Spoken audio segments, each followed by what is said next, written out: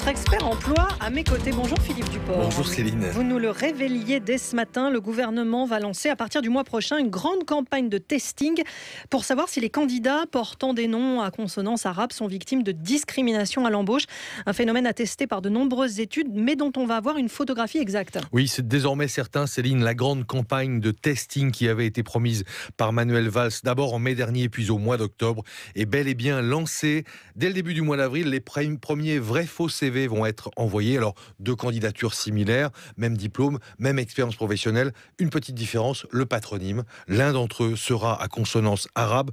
Et on verra bien quel effet cela produit sur le recruteur. C'est la société ISM Quorum, habituée de ces campagnes, qui a remporté l'appel d'offres du gouvernement. Au total, entre 20 et 50, c'est encore un peu flou.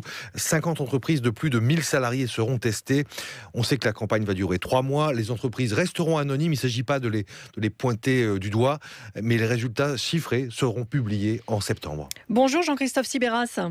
Bonjour. Vous avez présidé le groupe de dialogue sur les discriminations qui est à l'origine de cette campagne de testing. Avez-vous d'ores et déjà une idée du résultat ? Écoutez, non, sinon on le ferait pas. Je pense que on sait qu'il y a des phénomènes qui sont à l'œuvre, mais je crois que jamais une campagne n'avait donné une photographie en vraie grandeur, avec des grandes entreprises variées, des secteurs variés, qui permettrait de donner une réalité qui soit une réalité la plus globale et la plus réaliste de la situation française. Quand vous parlez des entreprises, justement, comment elles ont été choisies, sur quels critères ?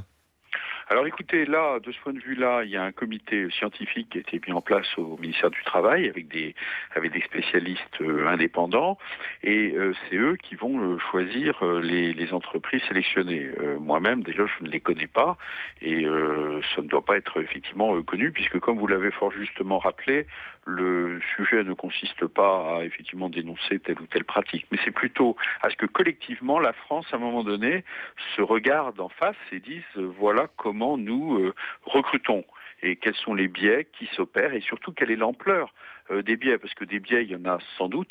La question, ça va être quand même de savoir quelle est l'ampleur du problème. Non, vous ne voulez pas dénoncer, mais il y aura des sanctions quand même ou pas ?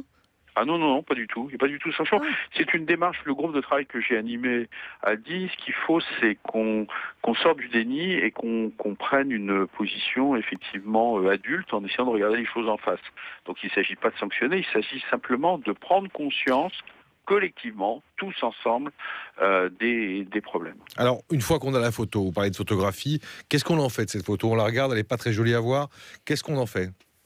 Alors, il peut y avoir, là, ça dépendra aussi du gouvernement, puisque tout ceci est animé et piloté par le gouvernement, mais on peut imaginer, par exemple, des campagnes de sensibilisation, des campagnes grand public, il y en a en ce moment qui sont lancées sur le racisme. On peut avoir des campagnes qui sont liées au risque de la discrimination, puisque discrimination, ça veut dire qu'on écarte des candidats qui seraient peut-être très bons. Donc, il y a un côté il y a un peu de gâchis pour les entreprises en particulier, indépendamment, en plus, effectivement, de ce qui arrive aux salariés concernés, qui est particulièrement désagréable. La deuxième chose, c'est que les entreprises concernées, leur nom ne sera pas communiqué, mais on leur doit quand même de leur donner leurs résultats propres. Donc les entreprises auront, je pense, le bon réflexe. Le bon réflexe, c'est justement de se mettre au travail avec ce qu'a donné le testing qui aurait été opéré à l'égard de leur recrutement. Donc deuxième action, les entreprises se mettent au travail et disent tiens, qu'est-ce qui se passe en interne, on discute avec les managers ou les recruteurs, et on dit tiens, il y a des biais qui sont à l'œuvre. En général, d'ailleurs, qui ne sont pas toujours volontaires, même souvent qu'ils ne le sont pas, c'est plutôt des biais indirects. Voilà, essayons de voir comment on pourrait, ces biais, oui, on a des réflexes culturels, où on craint certaines origines, etc. Donc essayons déjà de prendre conscience, et je crois que dans cette affaire, c'est la pédagogie qui doit l'emporter. Pardon Jean-Christophe Sibéras, mais vous dites on craint certaines origines, et là, clairement, c'est une origine. Vous ne faites ça que sur les noms à consonance arabe. Alors, c'est vrai qu'il y a des tas de causes de discrimination qui sont tout à fait illicites. Il y a dans le Code du travail 21 facteurs de discrimination illicites.